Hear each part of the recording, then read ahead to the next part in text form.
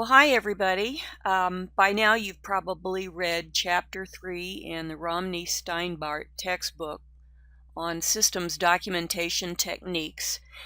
And you're probably wondering, well, systems documentation, who needs it? Well, I thought I would prepare a few slides to give you some of my opinions upon this matter. Well, first of all, most companies use at least two forms of process documentation. Now, when I'm talking about process documentation, it's the same thing as systems documentation. I use those two terms synonymously. The most common and the most used kind of documentation are the narrative descriptions, and these describe in just regular English, what is going on in a system. The second most common are flowcharts. Now, just for our purposes in this course, we're going to focus in on document flowcharts, not system flowcharts.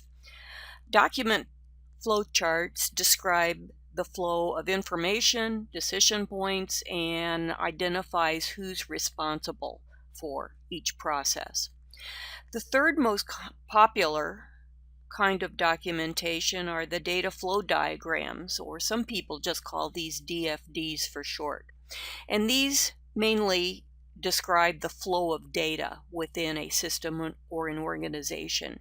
It includes sources and what happens to the data, where it's stored, and where it eventually goes.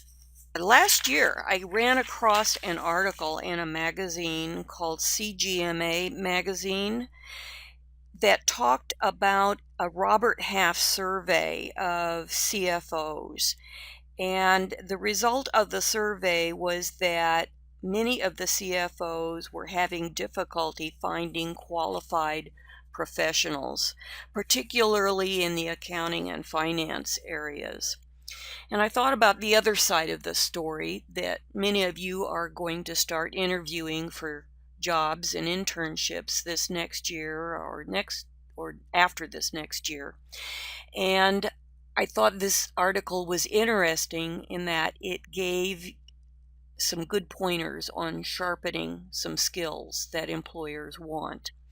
And it can be summed up in the last paragraph, which is really gold here. It says you have to update skills, specifically those business systems skills. That really is the one thing that differentiates the top candidates from medium candidates, is the business systems savvy. So let's take a look at, if you're an accounting finance major, why do you need to know how to prepare, evaluate, and read different types of documentation? Well, it's almost the law for you majors. There's two important rules or standards. The first one is the Statement of Auditing Standards, SAS 94. It requires that independent auditors understand the automated and manual internal control procedures that a company uses. And then there's good old Sarbanes-Oxley, or SOX for short, and this requires management of publicly held companies to include in its annual report an internal control report that states that management is responsible for establishing and maintaining an adequate internal control structure, and also assesses the effectiveness of an company's internal controls. Okay, all of you IT people, IT meaning business process management, information systems, information technology, operation and decision technology, supply chain majors. Why is it important that you need to know how to prepare, evaluate, and read different types of documentation? Well, there's an organization called the Information Systems Audit and Control Association, and we call it ISACA for short. And they've developed the Control Objectives for Information and Related Technology, or COBIT framework. And this is what IT people need to follow.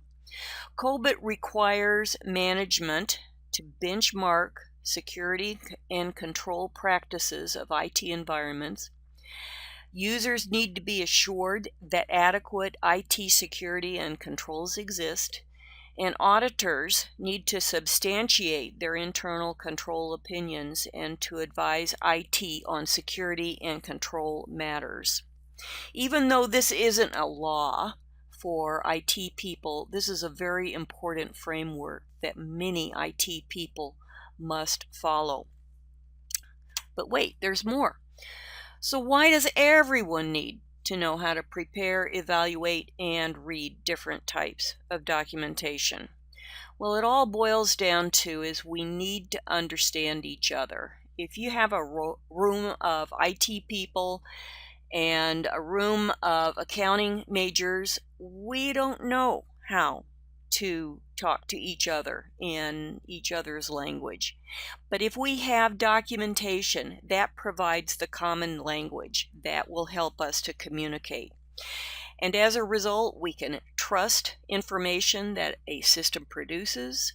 We can improve operational efficiency and controls. We can train new team members. We can plan new systems. And then we can help our companies comply with laws and regulations. All right, so now we've all agreed that we must know how to document systems. I do want to give you a warning. It's not easy. It's not black and white. There's a lot of gray involved in documenting systems and processes. And one of the big problems is there are no absolute rules. A good methodology can provide only guidelines and structure, and then everything else requires judgment and critical thinking on your part. So, to answer the question, why do we need it? Well, systems today are very complex. We need help to understand them. We need help to control them. And let's face it, it's our job